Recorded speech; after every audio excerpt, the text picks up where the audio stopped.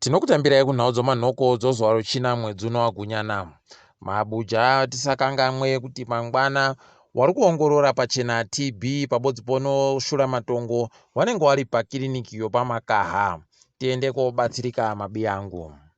Munhau dzanyasi wagara weguta roBulawayo wari kuhwizana nokanzuru yavo iyo yoda kupa mabharani okanzuru pokuwakira pakakura zvinoshamisa.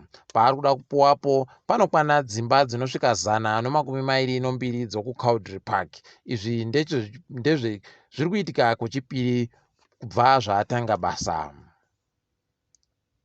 Nzou dzapfa kunzvimbo yoHwange dzakusvika 22 paribe haziwa kuti chii chiri kudzipedza. Peno ndiro dzihwa mupengoro nzou radzipedzawo.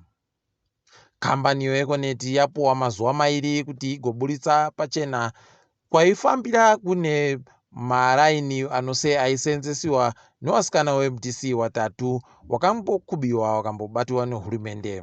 Izvi zvinofadza dai zvakaitika nokuchimbidza. Dare ropamusorosoro ratiro richagoita zvokubvunzurudza vanhu vari kuda kuita watongi wedareri musi wa 29 pabodzi pono musi wa 20 mwedzi uno waGunyana. Wari kuti iwo vamwe wavo vanogara bamunyika muno saka wachada kugoita bvunzurudzi padande mutande. Heno kuti sei wakatadza kuzviita kare nokuti zvandozara pese pese. Hurumende kwai yagotenga tumwe tundege kudiki kwokuti wagopota wachimaira mazambuko onyika. Wari kuti iwo zambuko roSouth Africa pabodzi pono zambuko roMozambique ndiro rakakurisa uye ndo kuri kunyanya kupinziwa zvinhu nevanhu vari kuita zvokubiridzira. Heno kuti zvichagobudirira kuti zvichawapa mari chere vanhu hurumende wamo. Kambani yehurumende inoringa nozvomigwagwa yemunyika yoZimbabwe National Road Agency ZINARA kwai yagoisa mumwe munhu mutsva kuti agare hunde yayo. Aisiwapo kwai anonzi Nkosinati Ncube ari kufungidziwa kuti ndiye achagokwanisa kudekadza chikepe chagara chakunetsa kare kutekaira kwacho. Kambani yekokeshi kwai yakupa vanhu magetsi pachikwereti kune vanenge vakwanisa.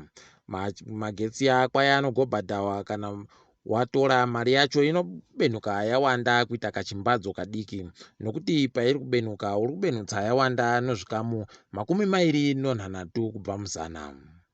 Totendeukira kuenda pasi rese. Russia kwai yagopa umwe mushonga wayo wayakareketa kuti yewanayo wodzihwa mupengo kuNigeria. Kamushonga aka kati kanyatsozikanwa ba kuti kakanaka kusvika papi kana kuti kanokuwadza kusvika papi kuwanhu. Heno kuNigeriawo tinoimba kuti wachagoita tuzvinu. KuMalawi mbi yedu Lazarus Chakwera kwai akuapa mureketo wache wokutanga mudare roparamende kubva zvaaisiwa pachigaro choutungamiri hwenyika. Apa vanhu tariro nokureketa kwache. Tinomushuvira tuzvinu.